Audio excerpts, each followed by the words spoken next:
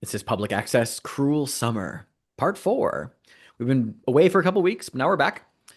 And we left off about to enter the night phase. But before we do that, we do have a key to resolve the key of the Cave Dweller that we use to bump up the answer on the house on Escondido Street from a 7 to 9 to a 10 plus. So I will remind everybody that the key of the Cave Dweller is each latchkey narrates a flashback to a fun activity they used to do with their family while at home. Whoever would like to go first, be my guest. I can go Go first. first. Oh, yeah. Okay, so this is one is very last minute. I just put it together in like the last half hour because I forgot we had to do this. All right, let me see here. He of the Cave Dweller. There was no place quite like the video exchange. Situated by the exit just before La Presca, with its own billboard blinking its name, it was a two-story video rental store. To Dad, it probably felt like an over-the-top gimmicky place with too many late fees, but to me and Oscar, it was a palace. Rows and rows of picture portals beckoned us toward infinite adventures, and every Friday night we dashed after it. I can still remember the bubble wrap sound of the popcorn machine by the register, and the trailers playing on repeat on the TV screens, the blinking fluorescent lights, and the cardboard standees of Darth Vader and the Goonies and the Ghostbusters. Me and Oscar would scour the shelves for a new title and argue over which one to pick because we only got one, while Dad checked out the old school sci fi. One time we tried to sneak past the old cowboy doors at the back room, but the staff caught us before we got back there. We didn't rent anything that weekend. Then we'd be off home to pop the tape in, and then our living room was our own private cinema. I don't know who thought of it first, me or Oscar, but at some point, we thought to watch the movies upside down. With our heads dangling off the sofa cushions, every frown became a smile, and every smile a frown. And for whatever reason, we got such a kick out of it. Pretty soon, every movie became two movies, one that everyone else knew, and one that only we knew about. An inverted world of hidden jokes that only we understood. Mom and Dad just rolled their eyes at that, but that looked pretty funny upside down too. Thank you very much. Who's next? I'll go next.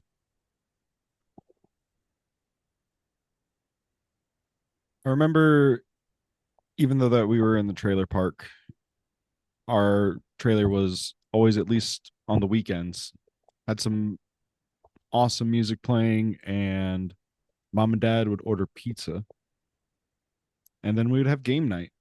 Usually start with Battleship. Me and dad would always duke it out as mom got popcorn and candy ready. We'd get in a round or two of Monopoly or Connect Four, and then we'd end the rest of the night by finishing up with 150cc Grand Prix on Mario Kart. I remember falling asleep on the couch after playing games with my parents all night, watching movies like Never Ending Story, The Dark Crystal, and then waking up the next day in my bed. Times were great.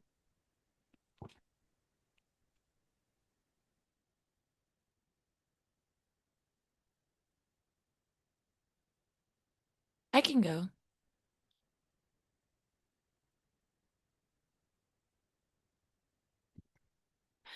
Like I said, my mom worked nights, so during the week it was just me. But on the weekends, it was us.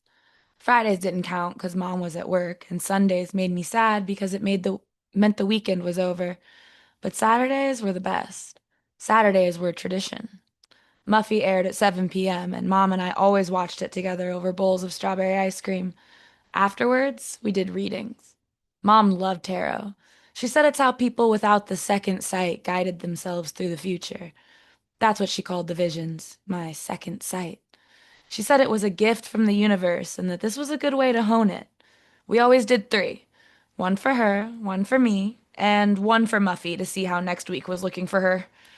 She always let me draw Muffy's cards in my own. I would come to learn that this was not exactly a normal family activity, but then again, we weren't exactly a normal family. And as I sat in her lap, turning them over one by one, incense drifting in waves around the living room, candles flickering off her many bracelets as she taught me to read the signs of the universe on an old shag carpet.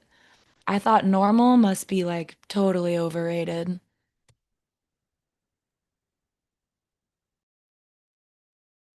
I didn't have a lot of family time at home.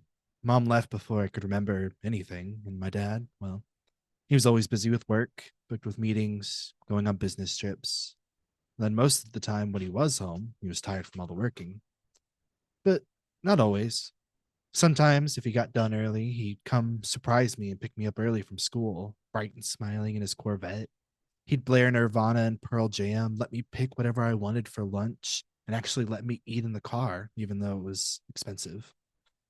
When we got home, we'd play board games. 13 Dead End Drive was my favorite, but we'd play all the ones we had: Trouble, Guess Who, Scrabble, Monopoly.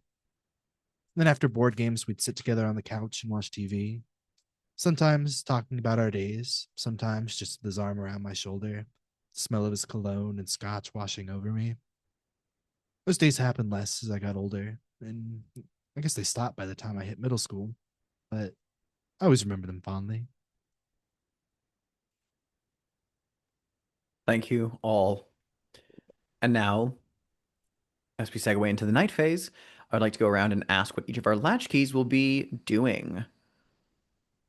Let's talk with Dahlia, since you're now back from your, I believe we said off recording, a haunted estate sale. Just getting some tchotchkes from a old abandoned house. Old estates have like totally cool stuff sometimes. Indeed. And you know what you found at your this outing? Um, it was just like old, you know, house out near Devilwood, one of the other towns here in Degoya County. So it was a bit of a trek. You probably had to cab, one way there, one way back. Probably not the most, financially advisable endeavor, but hey, it was a really cool looking haunted house, ostensibly haunted house. Um, and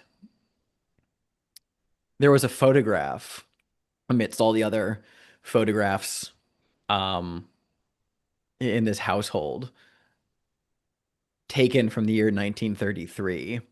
And you were drawn to this photograph because in the background, what's happening in the picture is that it's like a community picnic, right? Um, and there are actually various photographs from that picnic. So I guess I should say there's not one photograph, but like this person has several photographs of this picnic. No one at the estate sale. There were probably like maybe like two others, really small towns. Devilwood's even smaller than Deep Lake, I think. No one really took interest in these photographs, but you did, because even though these like community picnic photographs are all from the same day, 1933, there is the same thing in the background of each and every single one of them. And you know what that is, Dahlia? There is a man, a tall, wide, jowly old man in a cowboy hat and a pale suit, who's just in the background smoking a cigarette. You took interest in these photographs, I assume, based on some things your friends have said. Huh, Indeed. totally weird. Totally Definitely gonna weird. show you guys this later. Hell yeah. But what does Dahlia want to do with this night? This night. Oh my gosh. Actually, you know what? We'll come back to you since you're the one who was missed the session. I'll go through everyone else first. Everett, what about you? I mean, you and Father Aurelio found Linnea. We did find her. Did she disappear again? No, you secured her as far as you know. Oh, good.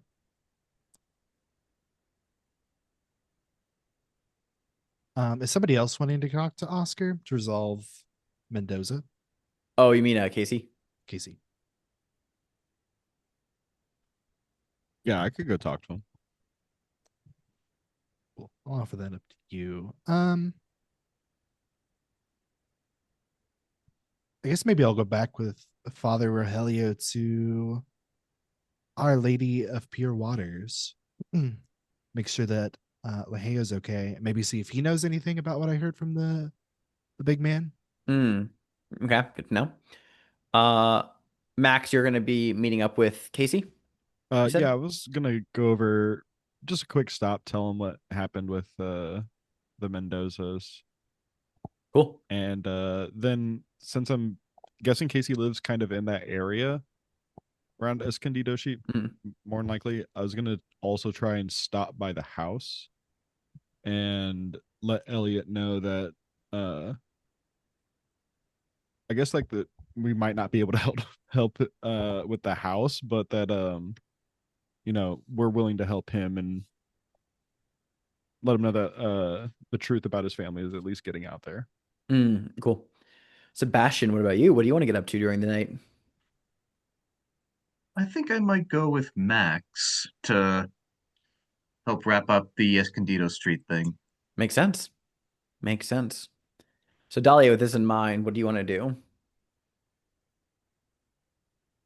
Oh, I'll go with Everett. I kind of want to talk to you about the pictures I found anyways. Plus, I'm invested in this whole summoning circle business. Hell yeah.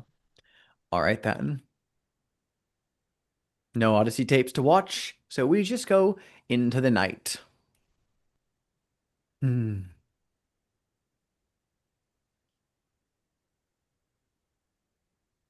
Dahlia, you arrive where Everett tells you to meet him, considering he's been at a church all day long. I'll remind you that the Our Lady of Pure Waters Catholic Church is this Spanish colonial building out of adobe timber and like stone. Has this like ornate brass entryway, like Moorish design. And that on the inside there's this like enormous tile mosaic of Jesus Christ. In our previous paint the scene prompt here, we learned that in the 16th century, this place was the site of a number of exorcisms and battles with the forces of hell. So there are slight remnants of that visible around the place, as we've established.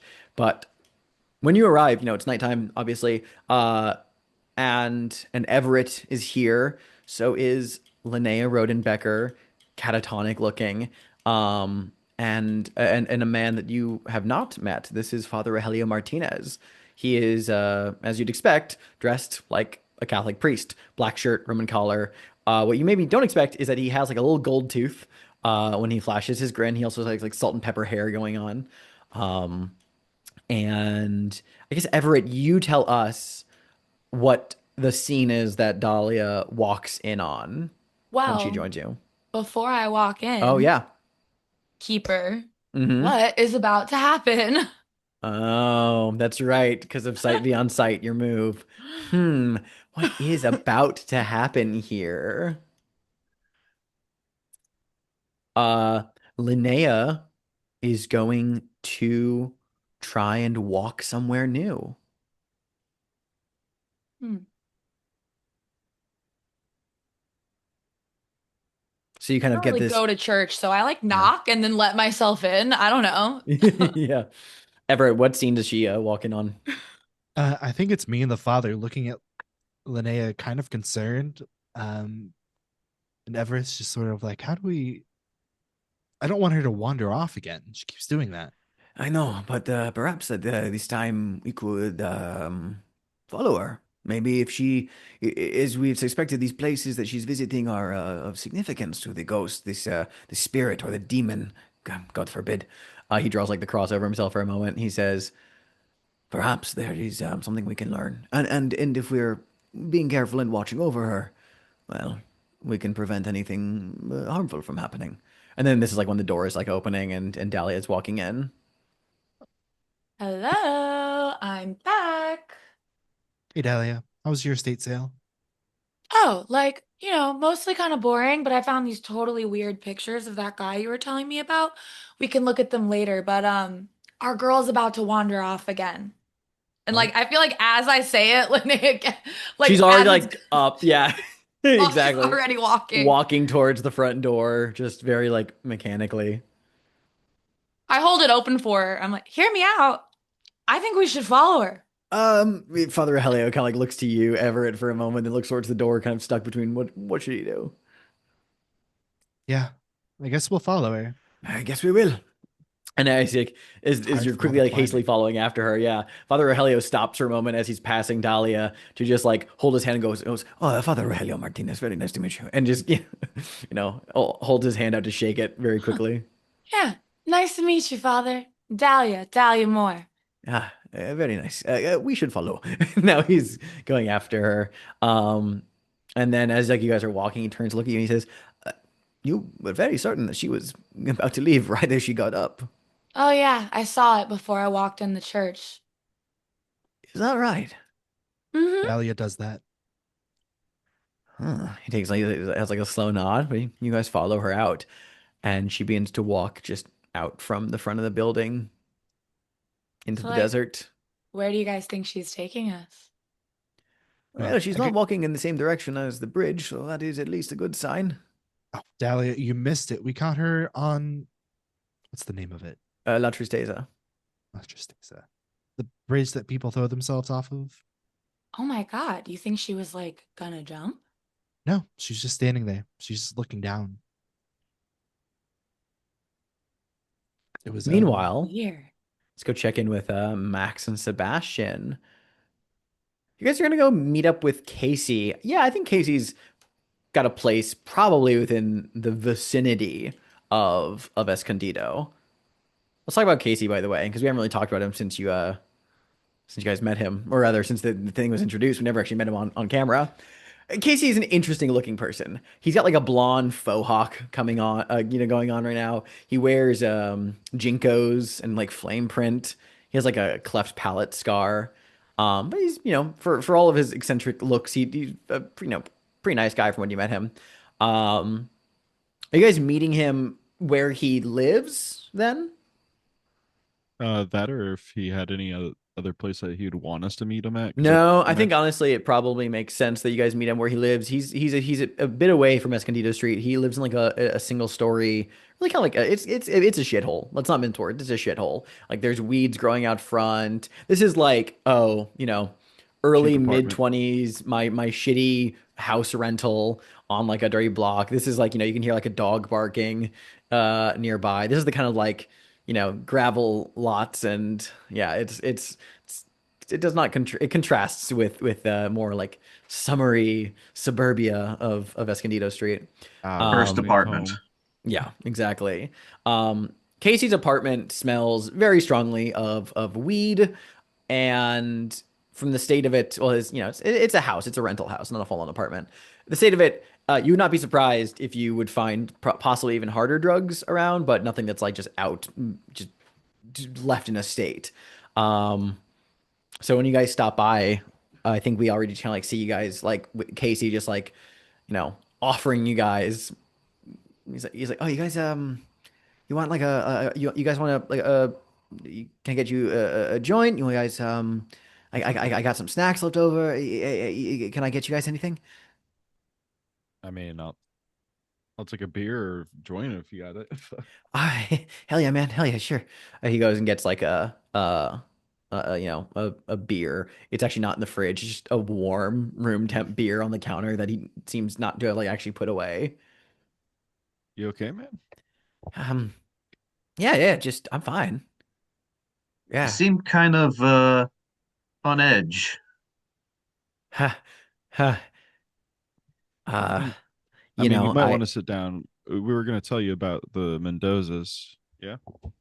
yeah. Sorry, I was just I haven't been sleeping too good. I've just been ever since I came by to talk to you guys, and I've just been working myself up, waiting for I guess this exact moment that you were gonna maybe find something out, and it sounds like you did. Yeah, I can sit. I can sit. Yeah. All right. Yeah. Sorry we didn't kind of update you along the way. Everything kind of came to a head real fast. Here in the last day or so. It's okay. I I've been busy. So he says that with the air of someone who's not busy and just sets it as an excuse. I look at the ashtray full of dead joints and I'm like, I can see that. Yeah, man. I, I hate to say it, but they're all they're all dead, man. Like there's enough stuff we found. I don't think you really want to know I, how.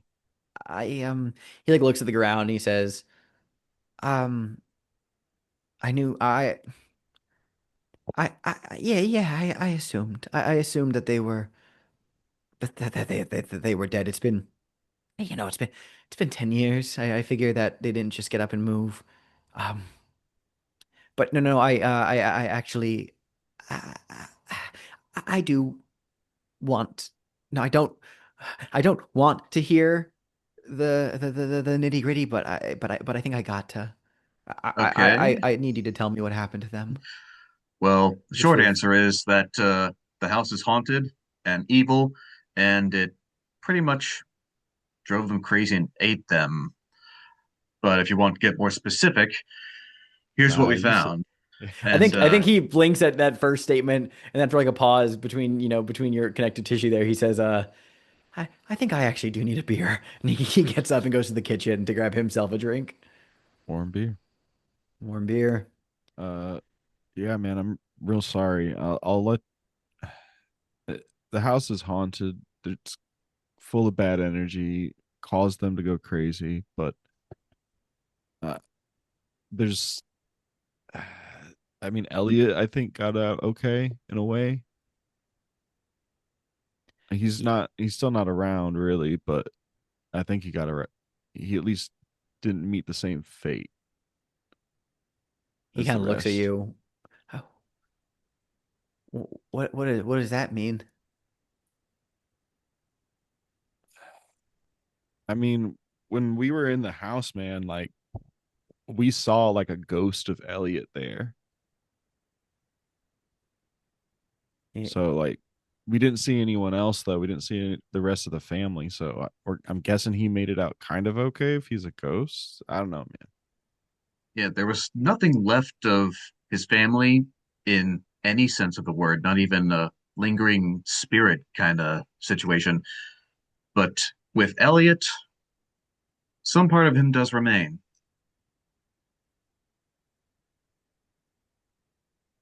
So if I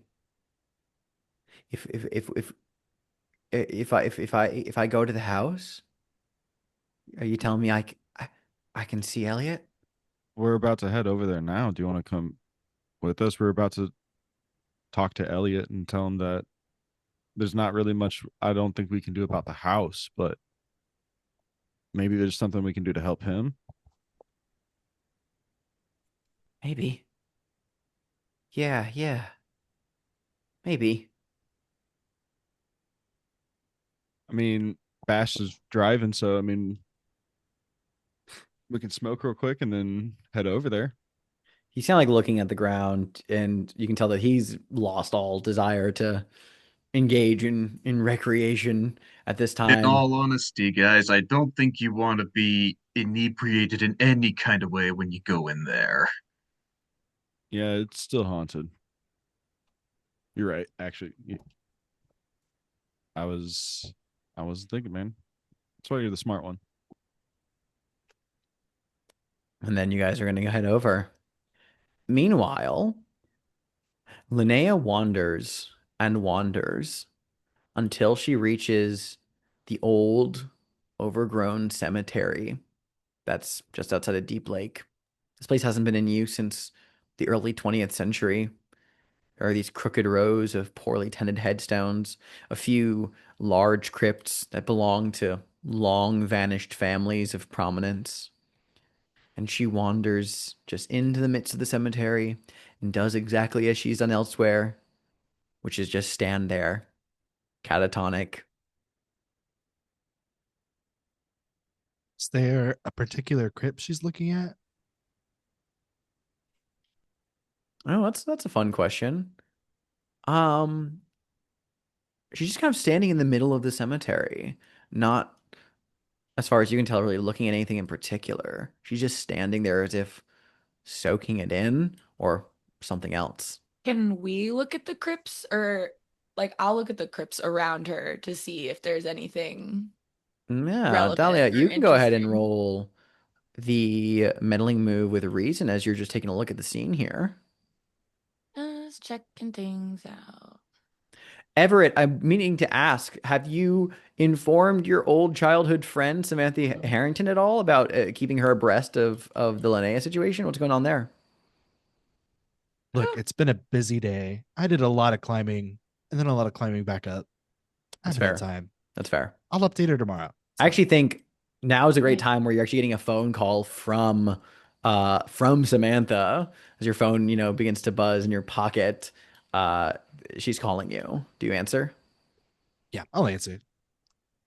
Everett, Hey, hey, I've been trying to call you. Are you okay?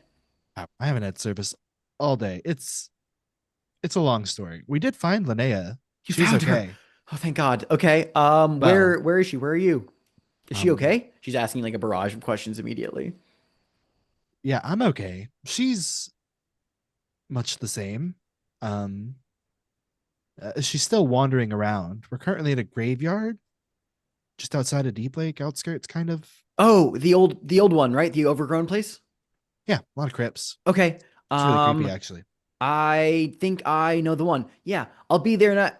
And then like you can hear like something in the background of her phone call.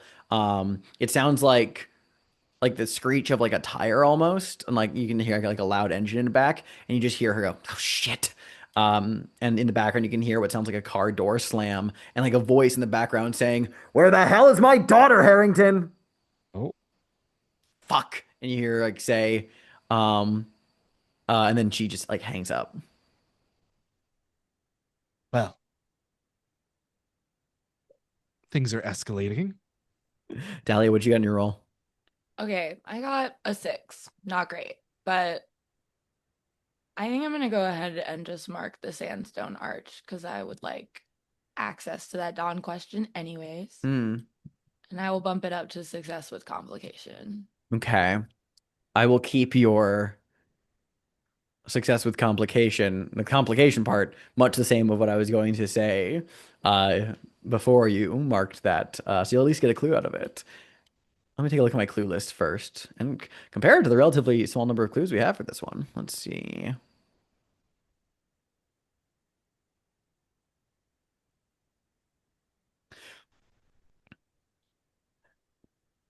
As you're poking around the gravestones, like looking around, trying to like discern their names, this old weathered stone, this place has not been tended or kept at all. And much of the names that still remain are largely illegible because it's just weathered so bad. And you suddenly get like a smell that hits your nose, and it's one of rotting meat, and you can hear flies buzzing, and in the gloom beneath the moonlight you can peer around one of the headstones and feel that knot of anticipation in your stomach as you peer around to see what the source of it is. You can hear the flies buzzing, and you see the glinting of wet organic meat and material rotting.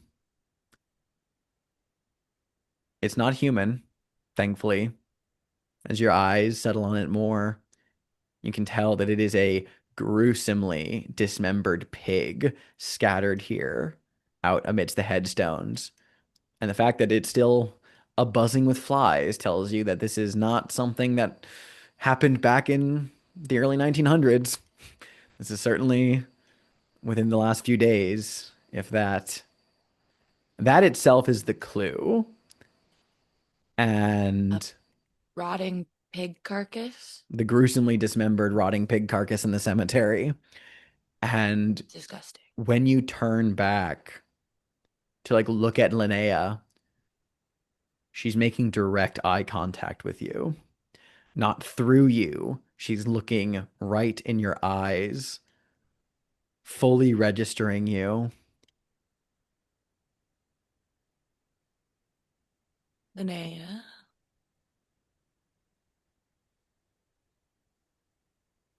Linnea? I'm gonna ask you to roll the night move in light of everything happening here and also just the sudden and probably uncomfortable immediate eye contact from Linnea looking at you Feel quite. uncomfortable. Yeah, what are you afraid this will be with your composure because nothing overtly supernatural is happening in the scene.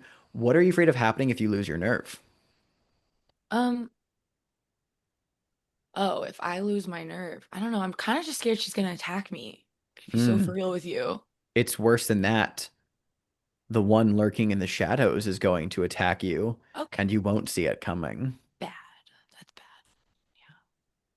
What's my composure? Oh, okay. It could be worse.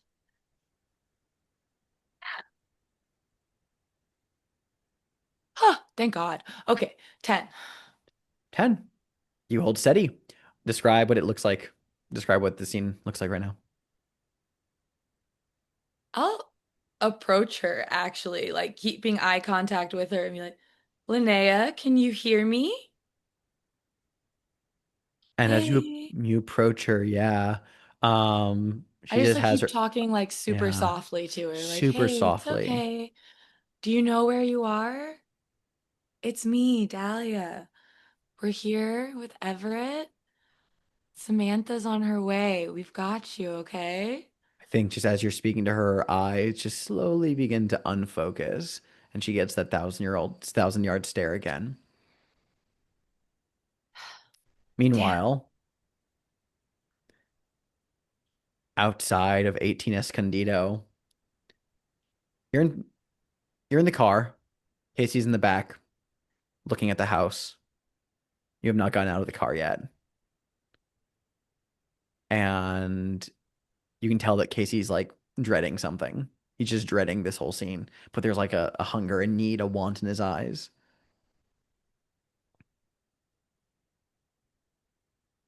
You okay back there? Uh, yeah, yeah, I'm okay. Um, no, no, no, no, fuck no, I'm not okay. Man, no, I'm not okay. He's like kind of like, curl up a little bit in the back seat, just clearly like, rocking a little bit, a ball of anxiety as he's just staring at the house. Yeah, I think as I see him do that, I kind of like start tapping on the door a little bit. I'm like, come on, man, let's go. Enough of this. Like, we're just gonna get in there. We're gonna go see Elliot. I think I need to grab something out of there anyways. So let's just get this over with. Like, the anxiety ain't gonna help, man. Okay. Okay, sure. Sure, yeah. And he Okay, guys, I don't want to be that asshole, but we're about to walk into a haunted house at night. We've seen this movie at least a dozen times before.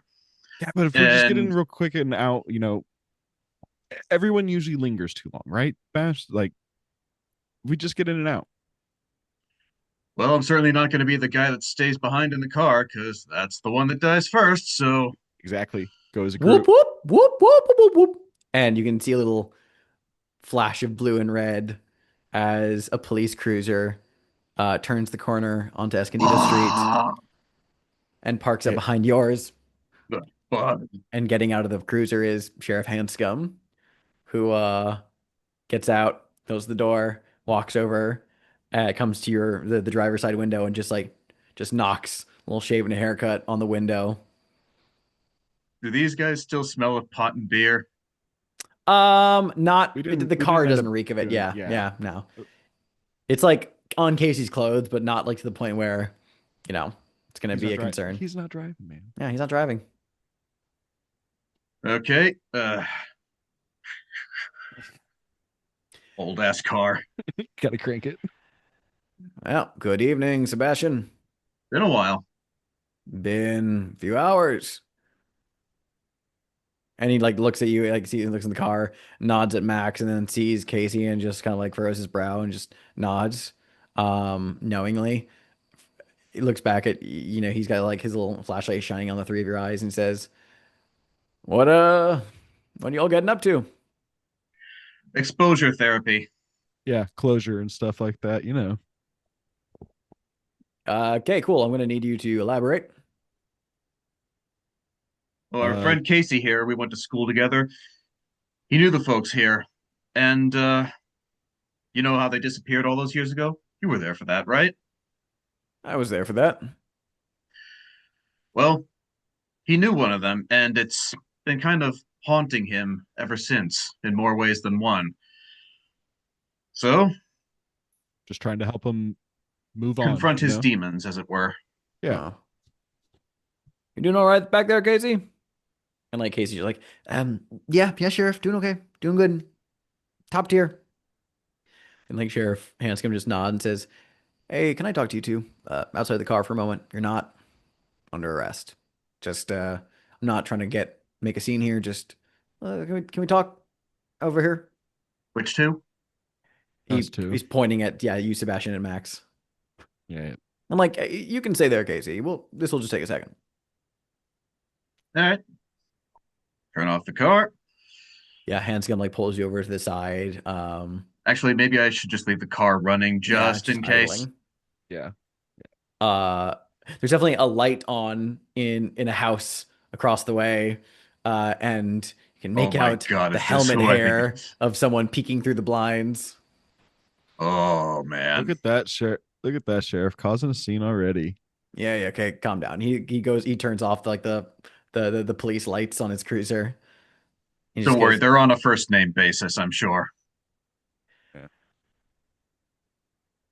in case you didn't know, he's talking to you, Max. I caught your friend here Hmm. doing some real, I guess you could say, like petty acts of legerdemain back at the town hall earlier with one of the residents here. It's not really neither here nor there. Just kind of gave me the hunch to be on the lookout since I heard you guys were poking around this street. I already told him I'm largely fine to turn a blind eye to whatever this is, whatever you're getting up to. But if that there's any kind of trouble or someone's at risk of getting hurt, that's where I'm going to step in. Now, he like glances over his shoulder at Casey. Casey's a nice guy. I know him. You know, a lot of people know him. He's one of those types. Gets around, gets passed around. You know what I mean? Yeah. Yeah. And he is certainly beholden to his own vices. So I appreciate you two treating him so kindly, trying to help him out. He's been to some dark places. But he shines a flashlight at the house. You sure this is the way you want to go about it? It's the way he wanted to go about it, actually. So we told him that he didn't need to come along with, and but he really wanted to, so we're helping him out. All right. So point number Here's an two. idea. He wants to confront his past. What if you came with us? Well, He I was might about feel to a lot say, more at ease if point you were number there. two is that is whether or not, regardless of the fact that that is an abandoned property, it is still trespassing to enter it. But if it's helping Casey and it keeps my eye on you, kind of like shines a flashlight in your eyes. He's like half serious. He doesn't really mean that. But you know, he's definitely got a little bit of an edge on you. He says, I'd be willing to supervise. Fair. Ready to go then? We'll get Casey. Let's go. Yeah. What's the worst thing that could happen? And you go into the house. Let's take a 5 minute break.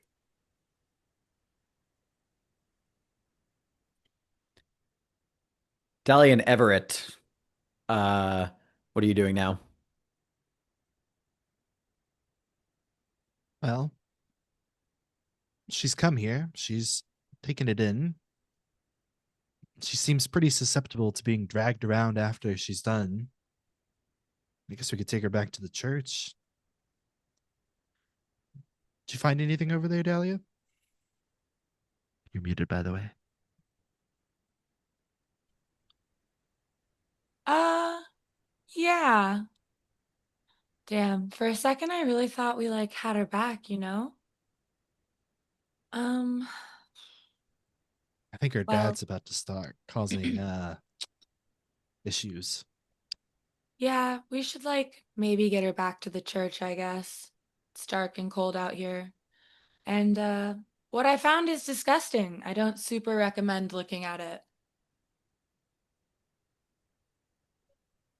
I'll take your word for it. I don't think I need to see it. Dismembered pig carcass. I'll tell you Hmm. about it back at the church. That reminds me. I'll tell you later. It's fine. Come on, Linnea. Let's get you out of the cold, girl.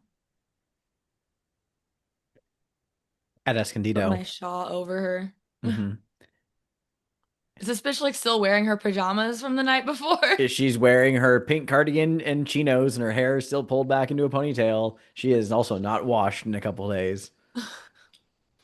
But back at Escondido, Max and Sebastian enter with Casey and Sheriff Hanscom walking through the house. All is quiet. We see one place that we actually haven't seen much of yet as you're walking through the house, which is the kitchen and dining room. Now that you have numbers, of course. It is a small kitchen with a bar window that looks directly into the dining room. Wedgwood blue trestle table set for dinner, oak cabinets and speckled Formica countertops. Help me paint the scene, everyone. Based on what was left out, name one thing that was on the dinner menu on the day the Mendozas disappeared.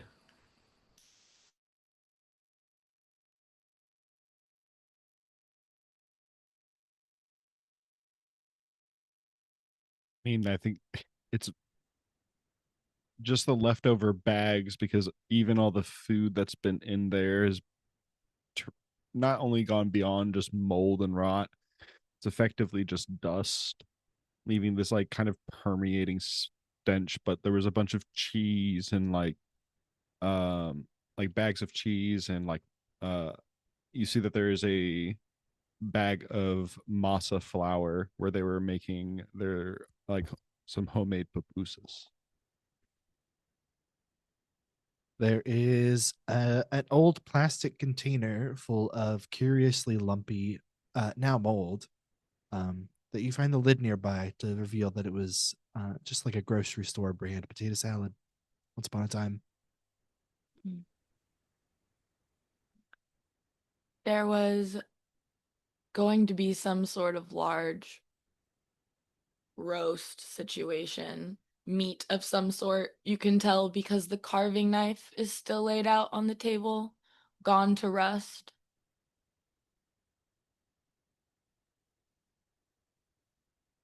There's a bottle of wine, Argentinian Malbec. It's been uncorked, and everything has now dried away to sediment. But there are also two glasses that were once half full, also has dried away to sediment. So it's just a dark red dust on the inside of the glasses, but you can still see the lip marks on the rims of the glasses.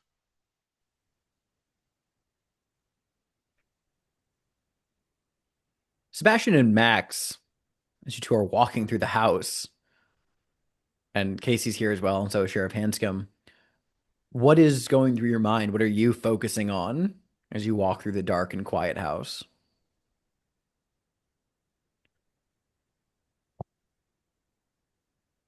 I think I want to find myself back in the living room Mhm. at a point. And is that VCR still blinking? Oh, sure is.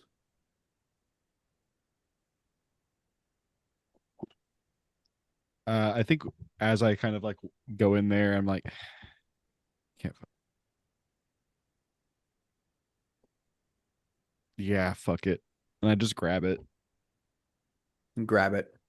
What is Sebastian doing? I'm looking around for signs that things have happened in here since our last visit. So Yeah. if anything's moved around, if there are tracks in the dust or anything supernatural like stuff that's moved around.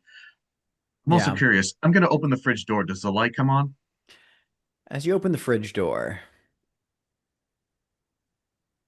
well, I'll come back to that part. Zoo. Zool. But Max, you grab the VCR that's still blinking despite the lack of power. What do you do? I kind of like hold it up, see that like even like completely detached from the wall and everything, the numbers are still blinking. I use like a finger to open it up and see if there's anything inside. No tape. Yeah, it's empty. This thing's At this long since moment, it's though, over. you do hear Casey go, Elliot? And Oh, he's like looking down like the long hallway off the TV room. And at the end of it, you do see Elliot standing on the other side of one of the open doors to another room. Elliot's eyes are wide. He looks afraid. He looks panicked. And he's like shaking his head vigorously. But Casey he says, Elliot! And runs down the hall towards him, towards his friend. And as he passes through a door, it slams shut behind him. damn it. And you hear behind you, no running in the house. And you look at behind you and you see your father, Max. Describe what your dad looked like when you were a kid. Does he look like how I remember him? Yes. Okay, so he's hauntingly taller than me at this moment because I remember him being so tall. Kind of looming over, and his back is crunched up against the ceiling as I remember him being so tall, gaunt face with this goatee, dark and black, his hair slicked back, the bags under his eyes, the yellow stain from his teeth from smoking, and that just charming grin that he always had that won everyone over. But in this case, the grin is like a Warped. rictus. It's just too wide. His teeth are long and crooked. A question for you, Max. Aside from smoking, did your father do any drugs? Yeah. He ended up losing dad to meth. Yeah. It's not meth, but in the overlong, almost like Marfan syndrome, long fingers of your father, this phantasm is a rusty, disgusting looking syringe. And he says, only happiness from here on out, kid. And he stabs at you with the syringe to push the plunger of whatever foul substance is in it. It's the night move. What are you afraid of happening here? Hey, this fucking thing is gonna stab me with this. Yeah. I It's worse than that because this is both a literal and metaphorical representation of it possessing you, and you will then go on a killing spree. Hmm. Like much like the Mendozas before you. Now, this is me riffing on the fact that you had the condition feeling good and it's injecting you with drugs. So because it is doing that in this case, you have disadvantage from feeling good. And because it's giving you disadvantage, you also now take a third condition, haunted. Great. Yeah. But you can actually still clear feeling good in this case too, to get advantage on the Roll die straight. roll if you want, or you can hold on to it. But yeah, Uh, what are you gonna do? say no to drugs, kids. uh, as I'll get rid of feeling good so I can roll it straight. What does that mean in this moment? I think Max is actually just has an even though he's got tattoos, a lot of people are like, "Oh, you got tattoos, you're not afraid of needles," but Max saw what needles can do to people, and it's not always helped them. It's Mhm. not always by a doctor. And I think he just has this insane fear of needles, and I think in the moment he just tries to like whip that VCR that he had in his hands to like try and get out of this moment. Okay, you may go ahead and roll. Oh, with sensitivity. Sensitivity, well, thank Mhm. goodness I rolled a 6 and a 5. So that's a flat 11. Okay, I'll come back to you. Sebastian, you open the fridge door and you see sitting on the shelf of the fridge, it's empty, but sitting on the shelf is a dinner plate with patient's head on the platter. And as you open the fridge door, its eyes open and look at you, and in her voice, though slightly warped, says, "Well, aren't you a looky Lou? I need you to roll the night move against seeing this because it's fucking terrifying. What are you afraid of happening here if you lose your nerve?" Uh, God. What is Sebastian afraid of in this moment? I think he's afraid that this head can do more than just talk to him. Yeah, it in fact is worse than that because this is all a distraction from the very real harm that is about to plunge into your back and kill you. Oh boy. Yeah. Um, Now you have disadvantage because you're marked by patient's head, and you will also take the condition haunted as the house sees you and feasts upon you. So I'll add that to your digital sheet as well. You will also be rolling with sensitivity. So disadvantage unless there's an item from your personal. Actually, all of your items, your personal quarters are marked. Oh no. Shit. Yeah. So you have to take it with disadvantage. Uh, double shit. Okay. Unless you choose to back down, and what backing down probably means is you're gonna fucking flee the house screaming your head off. Well, that's a 4. Credible. We'll come back to this Can I before. turn a key to bump that up? Not until I've narrated the outcome, so we'll come back to you. Okay. Everett and Dahlia, as you drive back, not drive back, you're walking back really.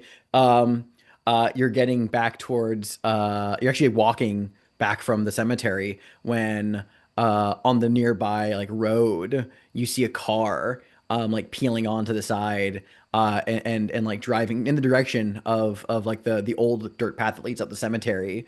The headlights cast over you and it comes like a screeching halt. It's Samantha in her car, but it is followed seconds later by a large truck that's peeling around as well with like ram horns on the front of it. It seems that Daryl Rodenbecker has followed Linnea all this way. Um, and Samantha like pokes her head out of her car and says, "Sassel's on my tail, get in." Oh, you heard the lady. We get in. Yeah. Father Rogelio shuffles in as well. And she and Samantha peels off, and just behind you, just honk, honk, honk, honk. It's just Daryl Rodenbecker like leaning on the horn, a futile attempt, demanding Samantha to stop. And she's like looking over, and she's like looking at like Linnea, making sure she's okay. And she's like driving away, and she's like, "Fuck, I'm sorry, I didn't know what else to do. Old habits, I guess. I just panicked. I got in my car and I drove right where you told me you were, and this lunatic has been following me the entire fucking way." Oh my God. Well, like, what are we gonna do? Because, I mean, we can hardly give her back like that. I don't know. I guess this is technically kidnapping. Also, why is there a priest in the car? This is Father Ahelio, Samantha, I'm gonna go Father to you. Ahelio. That's a big. She's like, "Thank you. Good to meet you, Father." You know, just turn sharply, and she's just like, cursing and stressed out. Fuck, fuck, fuck, fuck. Well, we're not really gonna outpace him, are we? Kind of look back in the rearview mirror. It's actually getting like closer now. Like to like, you can actually. He's not like hitting the bumper yet, but he could. He's gaining. I mean, if you can't lose him, like, we probably have to pull over. No, I mean, it is kidnapping, like you said. Although she looks, well, she's not better, is she? She certainly is not. I thought we had her back for like a second in the graveyard, but I don't know. She like zoned out again. I guess I mean, yeah, I don't know. I guess we have to pull over unless you think you can lose him. I I don't know. Maybe I can shit. And she slams her foot on the brake as in the headlights you see Linnea standing out on the road, her eyes sewn shut, just standing there in the middle of the road. And Samantha hits the brake and swerves, and the car will flip and roll. Everett and Dahlia, I need both of you to roll the night move with vitality because you are now in a car crash. What are you afraid of happening here? Like so bad. I'm afraid that the Daryl Rodenbecker's gonna hit us after we flip. Mm, okay. I'm getting both of your answers before I give it's worse than that. I'm afraid that someone wasn't wearing their seatbelt and is gonna go through the window. It's worse than that. That someone is you, Dahlia, and you're gonna go through the window. Um, and Everett, yours is worse than that, because he's not going to hit you. This guy is a fucking maniac. He's going to brandish a gun on you guys after you crawl out of after you get out of the car wreck. Oh, incredible.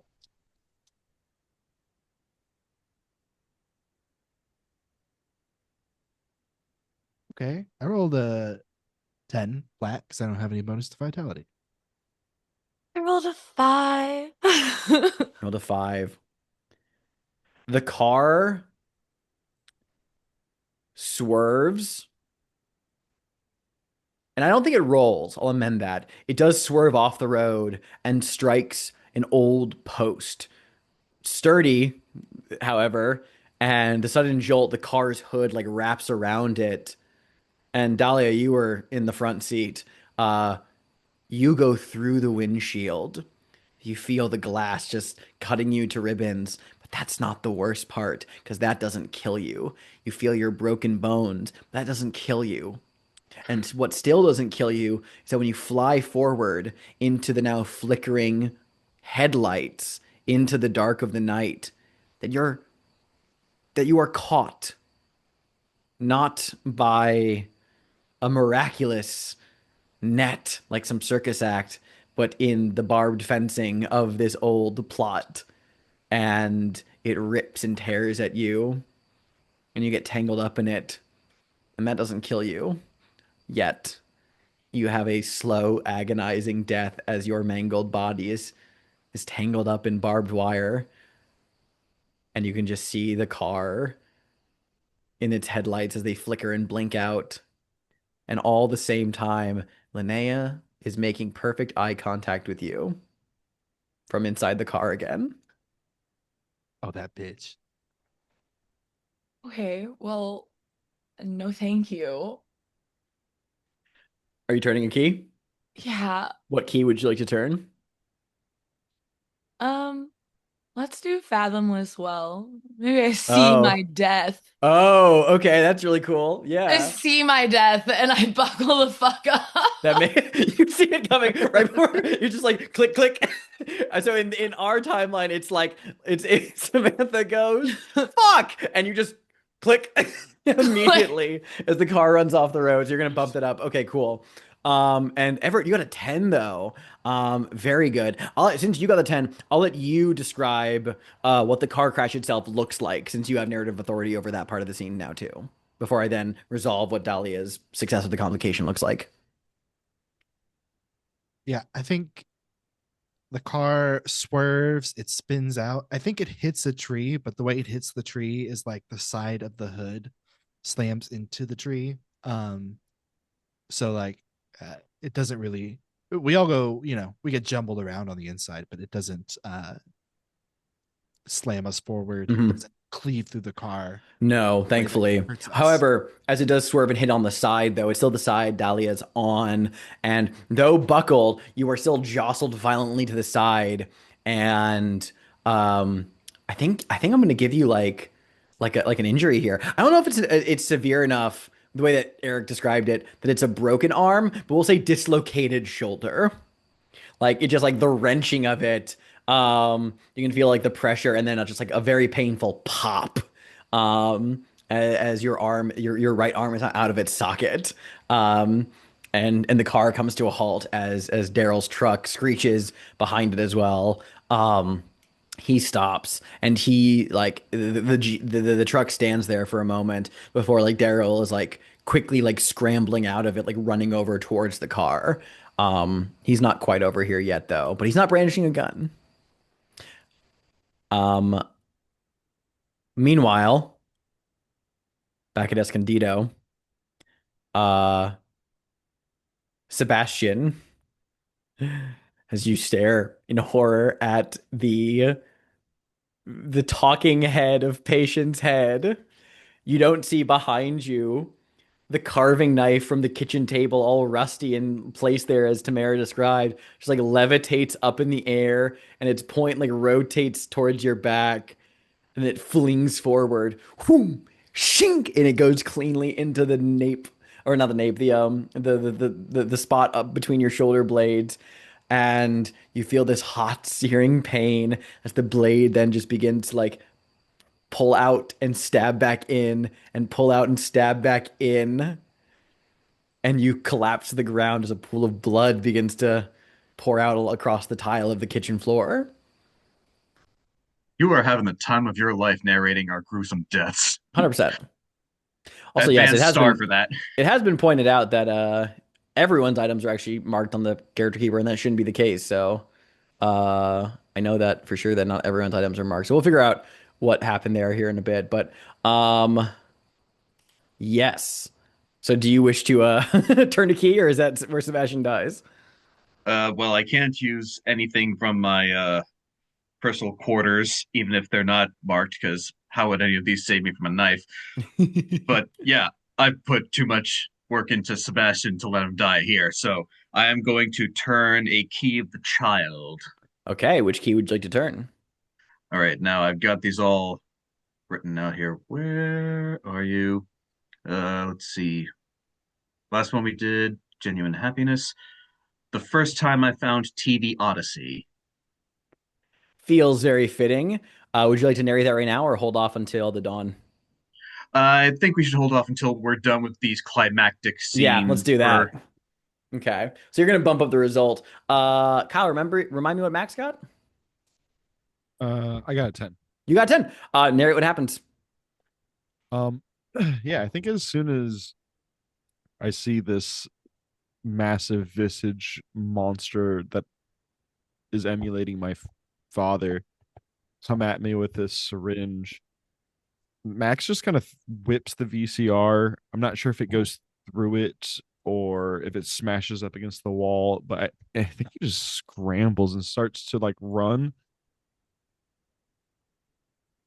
But even though he's afraid of what just happened, I think he, instead of booking it towards like the kitchen where Sebastian is, I'm not sure where the officer is, but I'm going to book it down the hall After Casey. after Casey and towards Elliot's room. Mm-hmm. Sebastian, what happens instead is that as you look at Patience's head, it rolls out from the kitchen, from the fridge, bounces against the floor, rolls past your feet towards the cubby, which is open, and a hand comes out through the darkness, a hand laden with chunky jewelry to grab the head, and stepping out is the headless Patient's head, brandishing a knife, and says, I think now's the part where you run. I'm gonna kick that head out of her grip. Hell yeah. Okay. It is the night move once again, plus sensitivity. Because holy shit, amazing. What are you afraid of happening here? Of getting stabbed. Also, where is Officer Hanscom in all this? Great question. I guess we'll find out here in a minute. But yeah, it is worse than that. um, because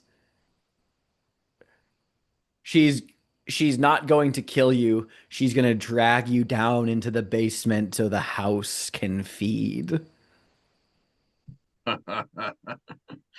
Okay. So is this still with disadvantage? Yep, because you are haunted. Fuck. Now, I will tell you what, if you choose, I know because you're stacked with the conditions. If you choose to back down, that will look like literally doing as she says and fucking booking it out of the house, and running away, leaving your friends alone. It's up to you if you back down to go through with it. Oh man. You can get that car ready. Backing out is I mean, anyone who's seen a horror movie knows that backing out and just running away like a little bitch is the right thing to do. But for the plot, I want to leave that for a last resort. Okay, cool. So, is there any way I can get Hanscom involved to negate the disadvantage? Hanscom is not present right now, so unfortunately, no. Never a cop when you need one. Okay. Fuck it, I'm just gonna. Am I allowed to choose to back out after I roll shittily? Nope. Well, if you roll, you commit. Okay. Mm-hmm.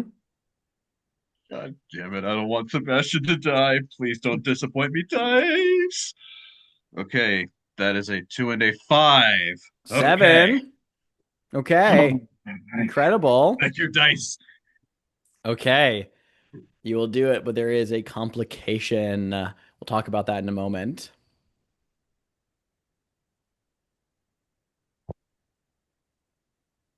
Max, you sprint down the hallway to the closed door. You shoulder through it into Elliot's room. The closet door stands open, and it's just a yawning mouth of darkness. And Elliot is heels like dug into the floor, holding Casey's hands. Casey being dragged by an unseen force into the closet, and bit by bit, Elliot's losing ground. What do you do? I'm immediately leaping in and grabbing onto Casey and pulling him back. Okay, it will be the night move to do this. Actually, I'll say day move because you got Elliot's help. Like you guys answer the Elliot question, so he's here. He's not running away from this. He's present. So I'll downgrade the danger a little bit. Um, it is the day move with sensitivity. What are you afraid of happening here? I'm afraid I'm going to lose grip on Mhm. Casey.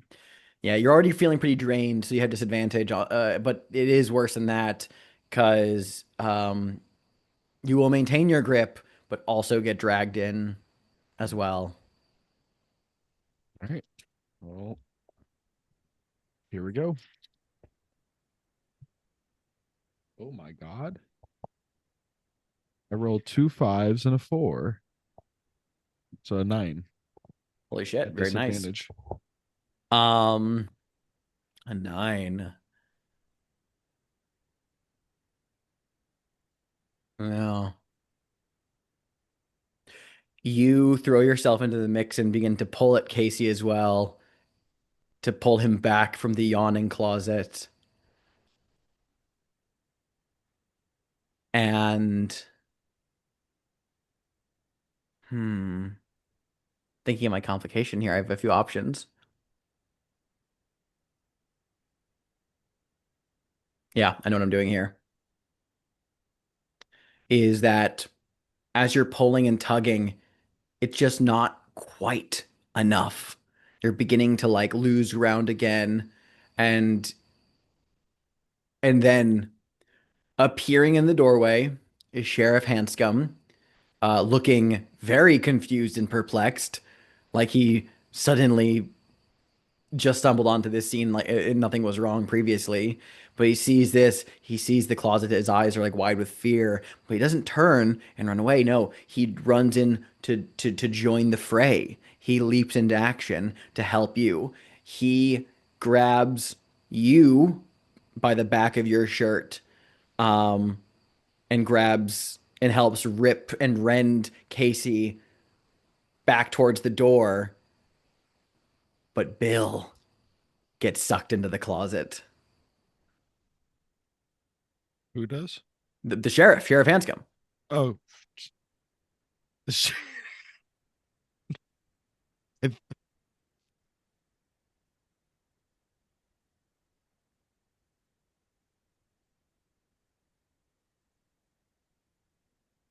I don't. Goodbye, sheriff. Like, Okay. I mean, I could. The only thing So, I could do is turn the key about it, right? yeah, you could. So that's your complication. Sheriff Hanscom gets it, or It's gonna look so bad on us if he dies. But it would And clear one of my conditions.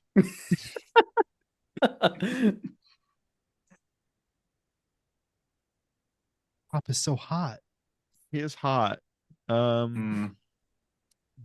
honestly though, He I would be in our debt if you saved him. yeah. Be the police on our side a little bit. It is up to you though. Yeah. I'm while gonna you turn stew on that, oh, you're turning the key? yeah, I'll go ahead and turn a key about it. Okay, which key are you turning? I think I'm going to do me as an outsider amongst my school peers. Do you wish to narrate it now, or you want to hold off? I'll hold off. Okay. In that case, you get narrative control over what happens in this scene.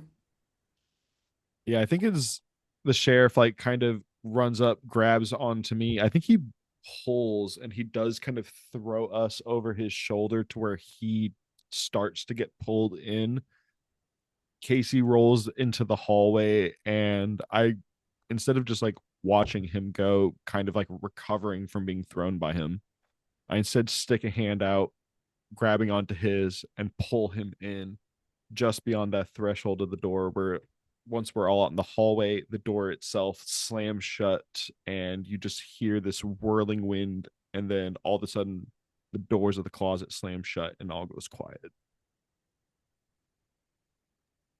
And Sebastian, to your roll of a 7 to 9, as she says, this is the part where you run now. You just lash out with a kick that sends the head sprawling across the room and bouncing as you just hear her yelling, "You little shit!" And the headless body just begins to wildly like swing the knife around, slashing, and something you're juking it, you're dodging. But she surges forward, arms flailing, as the head, almost comically like in a Sam Raimi Evil Dead kind of way, is like giving directions to the body to try and kill you. But you both trip and fall, hitting the ground hard. I guess this is a recurring theme I'm now doing with you. But in the ensuing scuffle, your little small tech toolbox you keep carried around, like kind of like at your pockets at the ready by your belt, like fumbles and scatters to the ground and will end up getting like kicked. It goes like spinning across the floor, bounces off a wall and into the hall, the door that leads to the basement. You can hear it like clattering, dunk, dunk, dunk, dunk, dunk, dunk, dunk, down into the stairs, into the basement. You will lose that item from your corner of the house unless you can go brave the basement another time to get your shit back. So that is your complication, is you lose that item.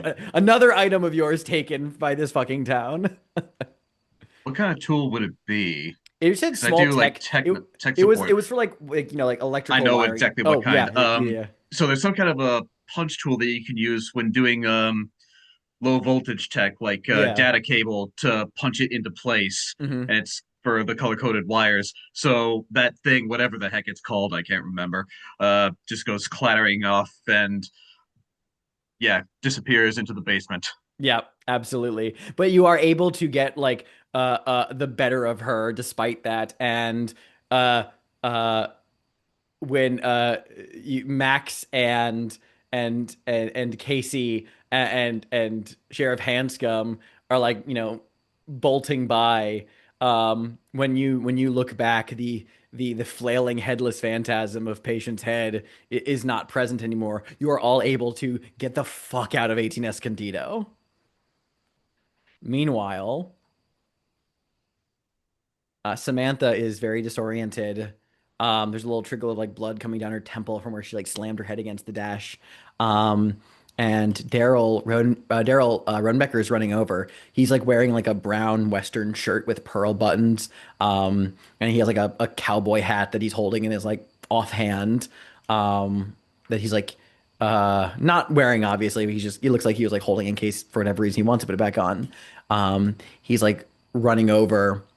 He's already pulling out like his BlackBerry and is dialing like dialing someone and just calls in like the car crash and to like get the fuck down here, being very like, like just like screaming into the receiver as he comes running over to the car, looking in it.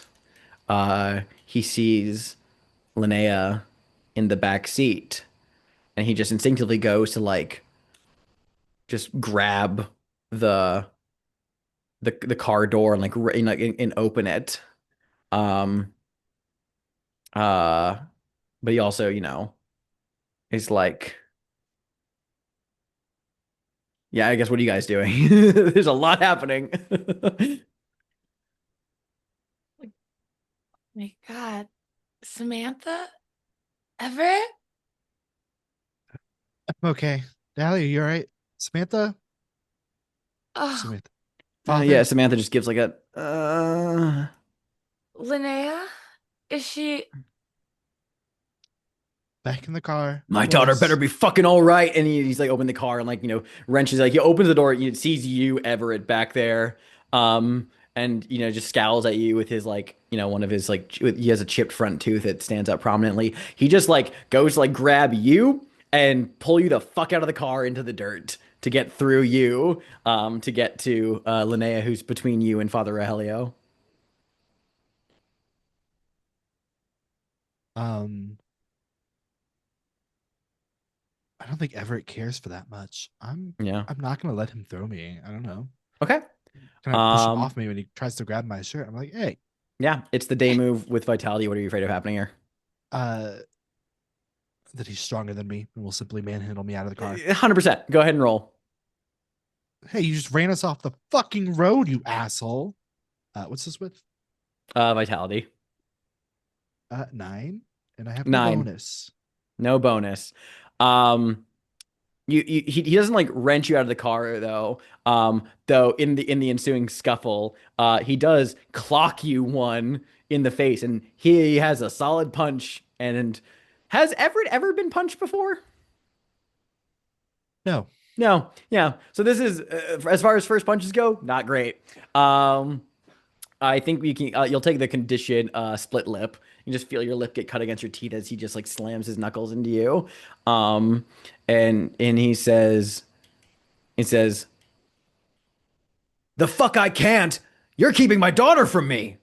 And he's like, "Linnea, honey, are you okay?" He's like, again, like trying to get past you, but you're kind of like blocking the way as well. And he's Oh just my sneering. fucking God, you psycho! She can't fucking hear you. She can't respond. And don't punch Everett. Jesus Christ. I'm like looking at Samantha's head. I'm like, she's fucking bleeding, man. And in his like darkened visage, Dale Rodenbecker just looks like resentful, and says, "I'm gonna give you all 30 goddamn seconds to get out of this car and help my baby girl out." You're gonna give us as much fucking time as we need. We just got in a fucking car accident. What's wrong with you? And he's already like turning away from this like call, someone else on his phone, and the way that he's talking to it, it sounds like a lawyer and talking about he's already calling his lawyer about all this. Dahlia opens her car door and gets out and walks over where he's presumably still in the way and goes, "Could you like fucking move?" For like shouldering through him and bending down to get in the car. She Mhm. touches Everett's face. She's like, "Are you okay? All right. Come on, help me get her out of here. I want to make sure she didn't get any cuts or bruises." Linnea seems altogether not that bad. Samantha, on the other hand, is very out of it, might have a concussion, and she's just mumbling, I saw her. I saw her in the road. I saw her. Oh my God, I should totally help her out. Can you watch Linnea? Father, can you help me with Samantha? I don't think Father Rogelio is fully unconscious. Oh, He I was unaware. My Yeah, bad. now it's now that you turn to look at Father Rogelio and you realize that he like slammed his head into the back of a seat and he's got a little bit of blood. He's unconscious. He got knocked out in the crash. look, I'm gonna be so for Everett's never been punched. He's kind of stunned. I think he's kind of mad. I don't think he's ever been this mad. I think I'm Everett's gonna sucker punch Dale Yeah. Okay. in full on brawl here. Okay. He's never I'm been in gonna a fight. say this will be the last effort of our night phase here. This will be the night move with vitality. What are you afraid of happening here? I'm afraid that violence will awaken whatever is in Lena. Oh, Linnea will. Oh, Linnea. interesting. Oh, that's really cool. It is worse than that. This whole situation, because of Daryl's power, money, and influence, will be spun in such a way that is you are definitely going to like be in legal trouble. You might even go to jail. I also have money. It's fine. I know. Yeah, I'll no, deal with true, that yeah. as it comes. That's right. Said, bitch, That's you want to true, go yeah. band for Yeah, band? yeah. This dice has been rolling good for You're gonna me. roll disadvantage though because of split lip because you got punched and you're not exactly a fighter. This is a Oh, situation where having Max would be very useful. I know Max would be so much better if I. Everett's never been in a fight. This is his first go at it. Can I wield my vintage Rolex like brass knuckles? I love the idea of you taking the Rolex and just You like punching him. shake it off, put it on your hand. Honestly, I fucking hope so. That sounds amazing. It's just a I know I haven't Rolex. marked that. I have weird things to mark, so I know I haven't marked a whole lot of them. Mhm. We'll mark it now. Please. Okay. So it's a 6 and a 2. It's another 9. Okay, 9. You'll fucking actually get back in a scuffle with him. Eight. The complication from this scene though Excellent. is actually going to be an 8 unchanged. The complication is simply going to be that the way this scene resolves, Linnea is going to end up back in Daryl's care. That kind of seems like the natural outcome here because Feels inevitable. it feels inevitable. Yeah, exactly. Unless I like knocked him out. But that would be crazy. That would be crazy. Didn't roll That- good enough for that. that didn't roll good enough for that. And indeed, if you wanted to do that, you'd have to turn the key, but I think you're running quite low on those. Well, comparatively. I'm actually pretty okay on keys. Oh, that's true. Yeah. But no, I won't No. mark it. All right, cool. Then indeed, the scuffle ensues. Eventually, an ambulance, a tow truck, and someone else will show up, I'm sure. Like Daryl seems like he calls like a posse or whatever. And Samantha is going to be taken to the hospital since she seems like the worse off. Father Rogelio comes to shortly later. And he's pretty all right, aside from, definitely, having getting his bell rung a little bit. Dahlia, you'll be looked at. Everett, you'll be looked at.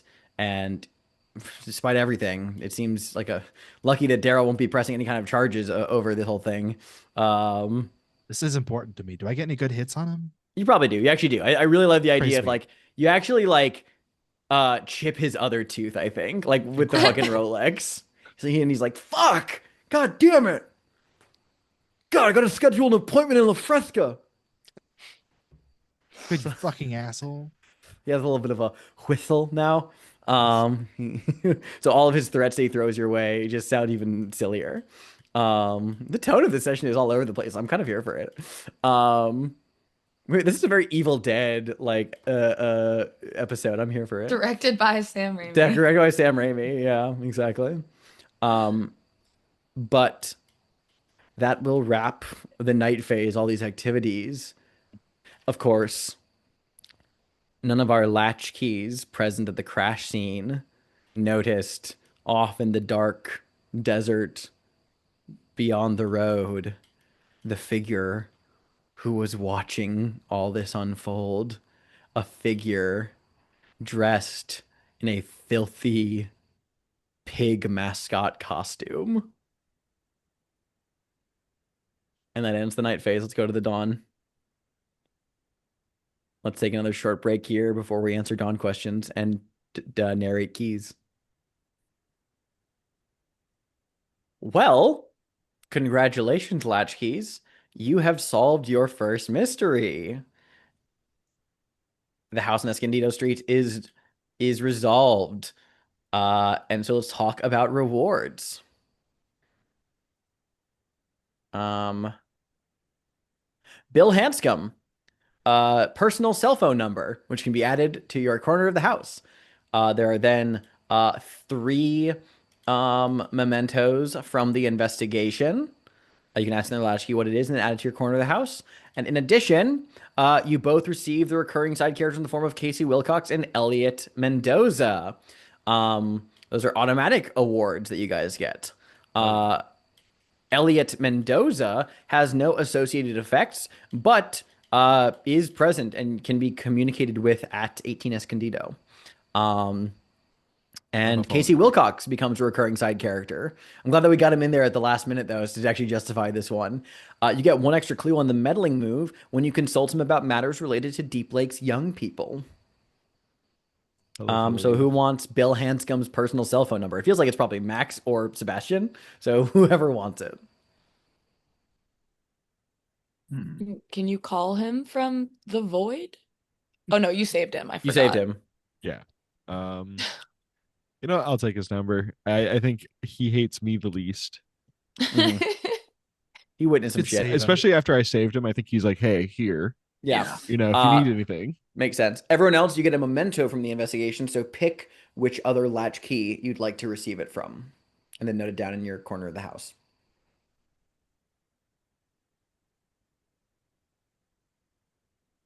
I'll pick Kyle because we went there that one time. Yeah. You can give me my memento.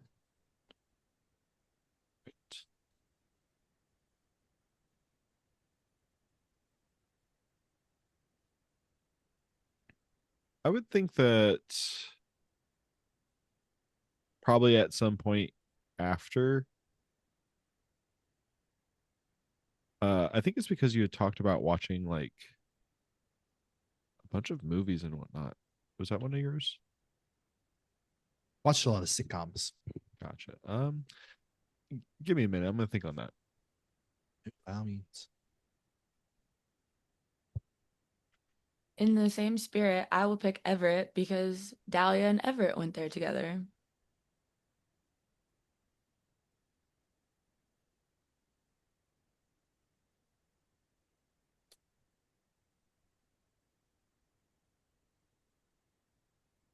See, we went to a basement.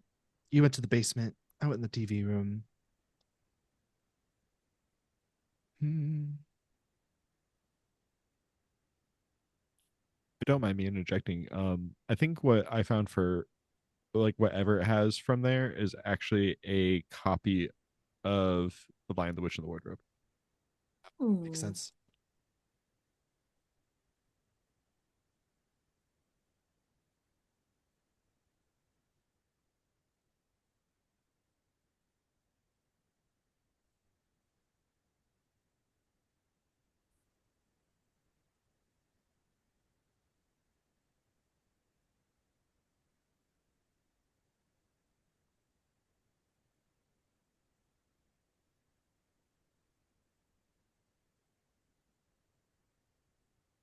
The Mendozas took a lot of photos, it seems. So I think you get like an old Polaroid camera. Tree from the house. It's a love little that. haunted.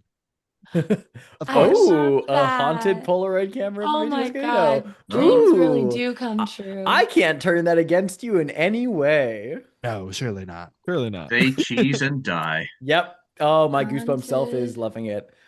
Ooh, I love that. Polaroid. I would fucking kill. I'm just saying this in general to the ether. I would fucking kill to get the rights to do a Car from Brindlewood Goosebumps game. Ah, that'd be so good. Fucking kill. I would fucking kill. I would lose my mind. I Dude, love I read the shit out of Goosebumps. those in middle Mm-hmm. school. We actually like I think every year we rename one of our streets here in Columbus because he's from Columbus Oh, very cool. to R.L. Stein. That's so cool. And Sebastian, what was your memento? Who are you asking for? Memento from let's see. Yeah, who hasn't named someone else's I think I haven't. Get it, Um Dahlia. Dahlia, what memento am I taking from the place? Hmm.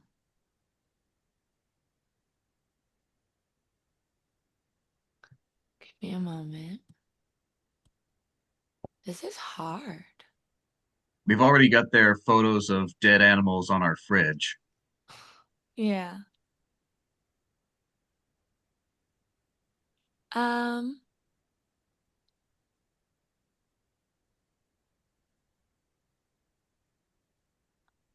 I was gonna say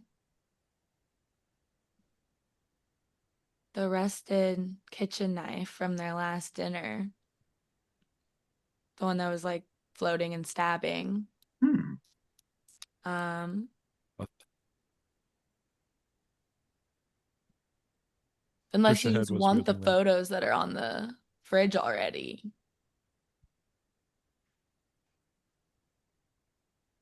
Trying to think what actually rusty knife I think could come in quite handy at some point along the way.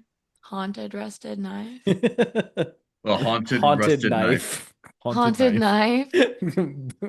That's I find that really funny for some reason. Incredible. And we are owed now some keys that were marked during the night there. I believe we are owed one from IO one. yeah, you owe one and Malachi owes one, I believe. Yep. I want Malachi to go last because Malachi's is when he first discovered TV Odyssey. That feels like a great cliffhanger. So I Right. want Kyle to go Yeah, I'll first. go first.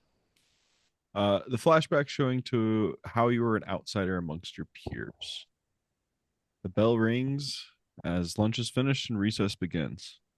Kids run to swings, slides, the jungle gym, some moving to the bleachers by the field. Laughter was shouting, claims of crushes, and people running back and forth giggling. The pushing, chasing, teasing, and flirting, it's all just loud and annoying to me. I'm under a tree with another social reject, Thomas. I've got my Sonya cassette player turned up to max with my headphones around my neck. It's loud enough for both of us to hear as he reads over a monster manual, and I peruse my collection of Fangoria, Dungeon, Creepy, and Vampirella magazines. Metallica's blaring through my headphones, my foot's tapping along. I'm in my own world with the sole other weirdo in the class.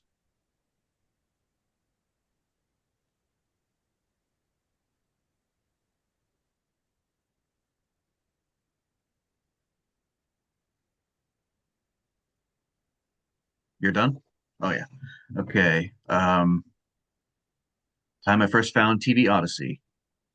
1991, age 9. After Dad lost his job, decisions had to be made. What was essential, and what could we do without? Cable was one of the first things to go. We both threw a fit about missing Ninja Turtles and He-Man and things like that. We were so angry we couldn't see the tears in Mom's eyes as she unleashed her fury on us, telling us how lucky we were to have any TV at all. We couldn't see how scared she was. All we knew was what we felt, and we felt like we were being punished. After that, all we could find on the screen were a couple of public access channels, the kind that hissed through a haze of snow, sometimes with barely any color or any sound. One was PBS, full of wimpy baby shows like Sesame Street, and the other was TV Odyssey. To be honest, neither of us were into it at first, but it was either that or Mr. Rogers. In retrospect, we should have watched him instead. So we watched TV Odyssey. What I remember the most about it was that Oscar and I would watch an episode together, and we both remember it differently. I remember one episode was a local librarian reading odd children's books by authors I'd never heard of, but Oscar remembered it as a historical documentary about mysterious disappearances in Deep Lake. We didn't see much of TV Odyssey, though. A year later, it was gone, and Mom and Dad didn't seem to want to talk about it. But then they didn't talk about a lot of things at that point.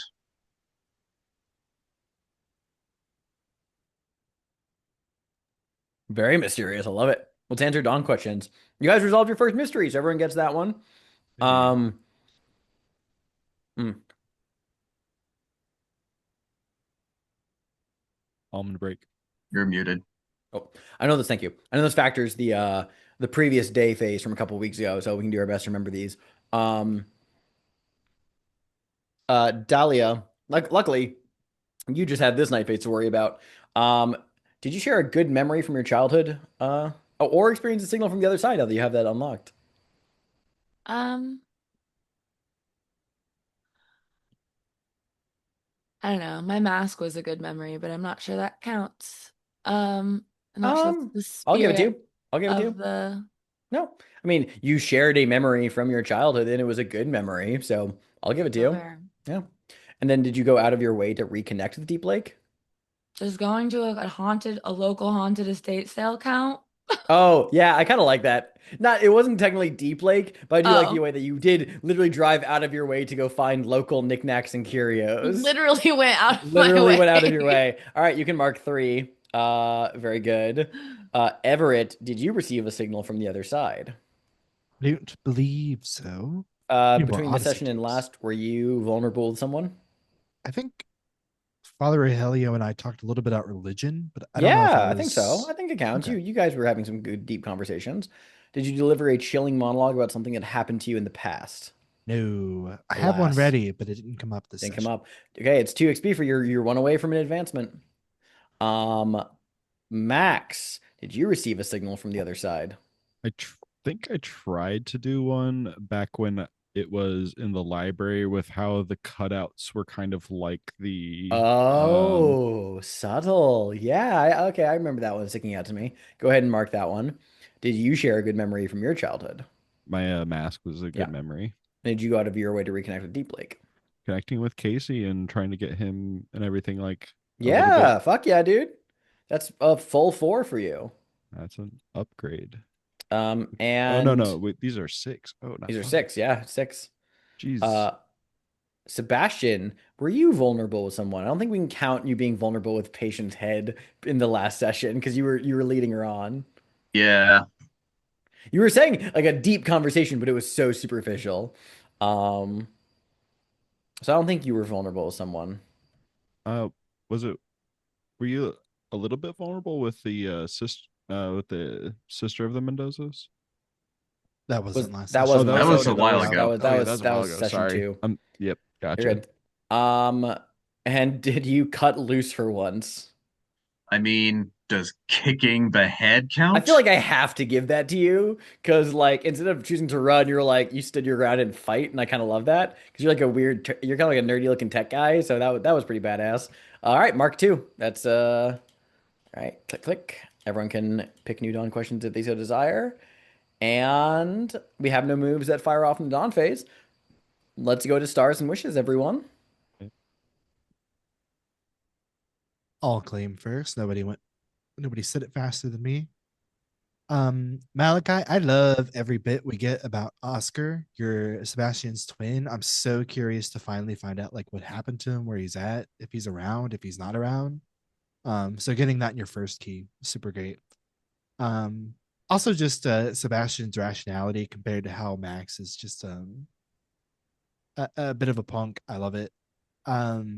Also there were your key at the end there was something so real about like the mom lashing out, the kids feeling like they're punished. I'm like, oh, hit me right in the nostalgia and like, the bad way. Not really, you know what I mean. Yeah, Tamara going to a haunted estate sale, got up star it. Incredible. And then I really love the bit where you saw your death coming and you went, oh, click, seatbelt on. Um, Kyle, I thought it was funny. We had similar ideas for our first key board games. I quickly changed something about mine because I had a similar thing about like falling asleep, waking up in your bed. I was like, oh, I'm gonna change that real quick.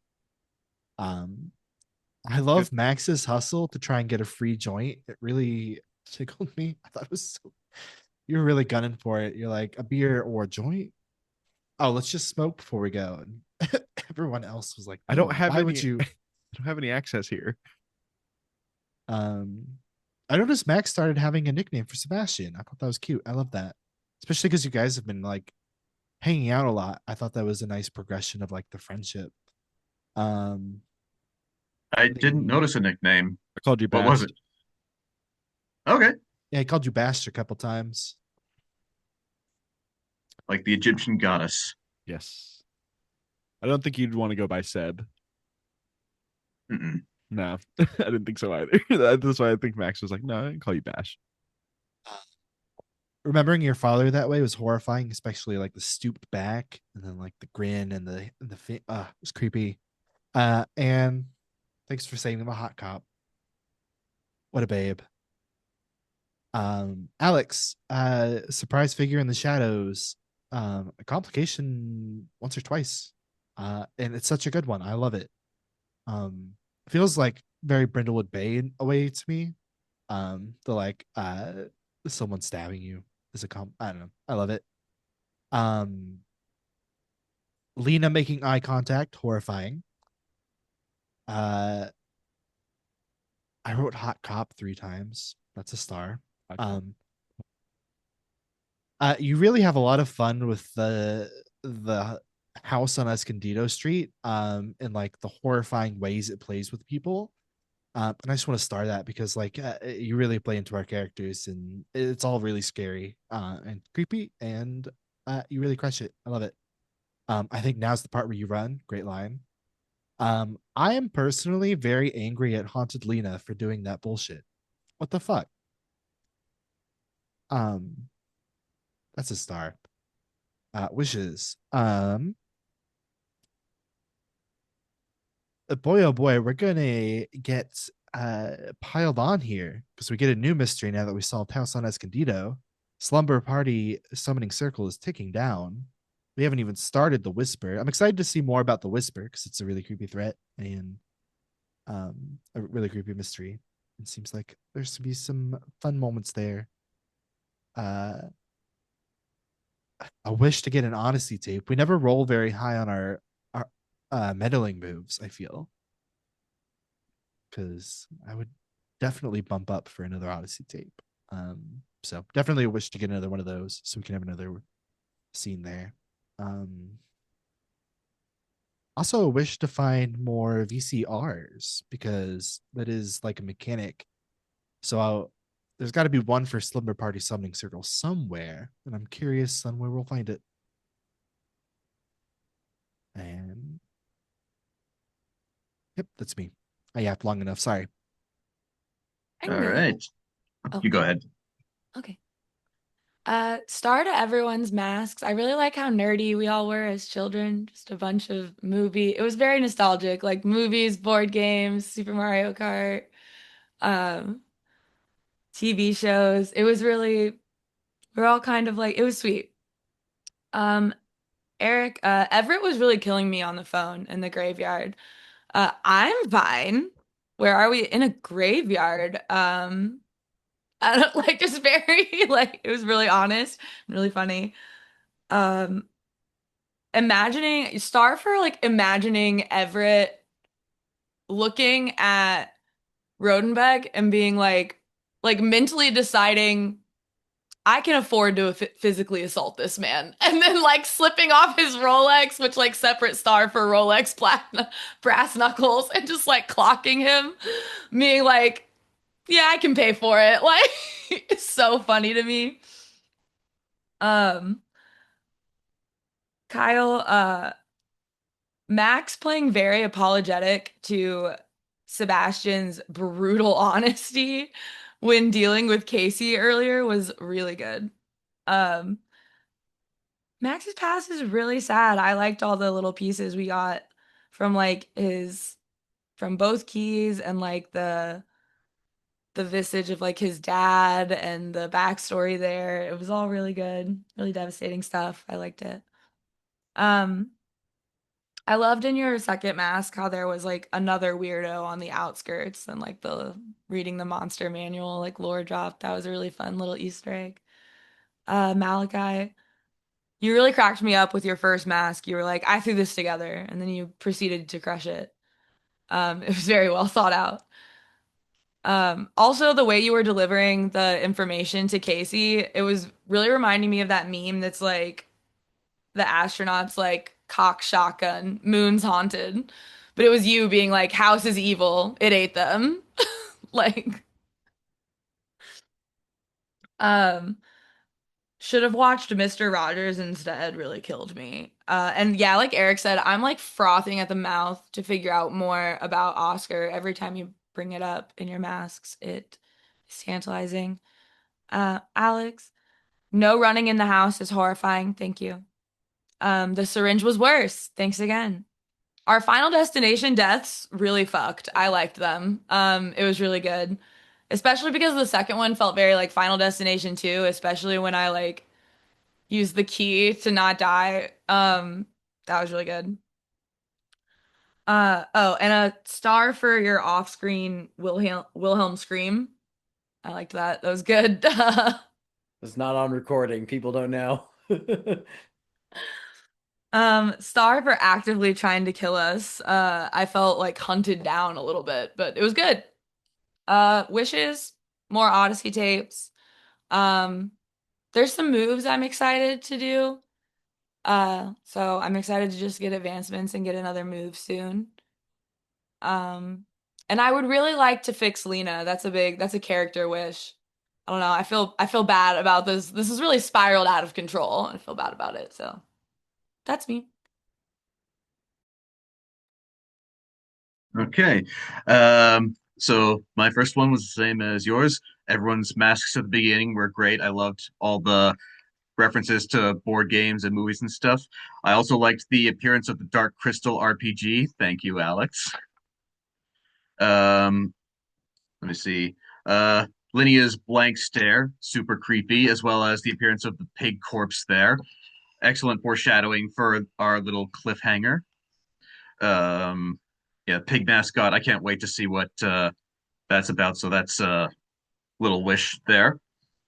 Um, our scene with Casey, that was a lot of fun. First off, Alex, your portrayal of Casey as a kind of nervous, fidgety guy who's been some places, kind of been passed around, and is still just barely getting by. And Kyle, our interaction with him in there was just so cool. From there to the house, uh, A yeah, lot of fun. I look forward to seeing him again. Let me see. Then Kyle, the appearance of Max's father, very vivid, very creepy and gross, especially with the needle. But I loved how you retaliated by just using the VCR against him. That was very imaginative. Um, Eric, your thing where you got the car chase going on and you quickly do the introductions between the priest and what's her name real quick while this guy is just coming down against you. That was hilarious. Um, then, of course, Dahlia's gruesome death and mine. Those were fun. I can tell you had a lot of fun narrating those. Um, Also, the appearance of what's her name in the fridge. Patricia Head. Yeah, Patricia had Patience. patience had Patience. very visceral. Uh, Probably got that idea from what I said before the recording. I wish I could get her to go into the house and be haunted. So yeah, hats off to you for that. It was brilliant, and I was so glad for a chance to kick her. Um, Everett's scuffle with the Rolex, that was fantastic. So that's my stars. wishes. Like we said before, I want to start on the Whisper because that sounded very interesting. Want to find more Odyssey tapes. I want to get to know this conspiracy guy a bit more. He sounds like a very interesting character. I want to see what Alex does with him. And yeah, slight tangent. Alex, you mentioned Goosebumps style RPG. I want a Goosebumps RPG now. That would be so awesome. Just all that stuff together in one game. Dude, that's a gold mine for whoever writes it. So yeah, that's me. Um, I'll go real quick because a lot of mine have already been said. I'll just go down my line. Alex, to start off, loved all the voices for the characters, the jumping between them. Really like the fact that Samantha is getting chased down by uh Linnea's Daryl. Daryl, Linnea's father, and just like fucking just the hang up that felt very like in the moment in the scene. It's like, okay, a lot of things are coming to a head. I really enjoyed that. Um, really creepy with the pig corpse, and then at the end of it, also like the figure wearing the like pig like flesh and whatnot. It was just like creepy. I loved it. Oh, just to be clear, he was wearing like a fucking, fuzzy Football mascot, mascot. like a mascot Oh, costume. Yeah. okay, gotcha. Yeah, so Like a that's dirty mascot costume. Yeah. even worse actually. Creepy. Oh, God, it probably has to do with high school. Um, that's for later time.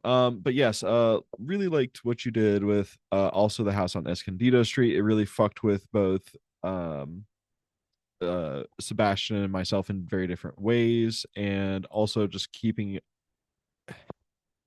it. We said it before in a previous session. This feels just so much more deadly than the other games we have played because we are just normal people. We don't have any sort of like super cool. We're just fucking young, like young 20s getting in over our heads. And I love that. And you make that feel that way. So star to that.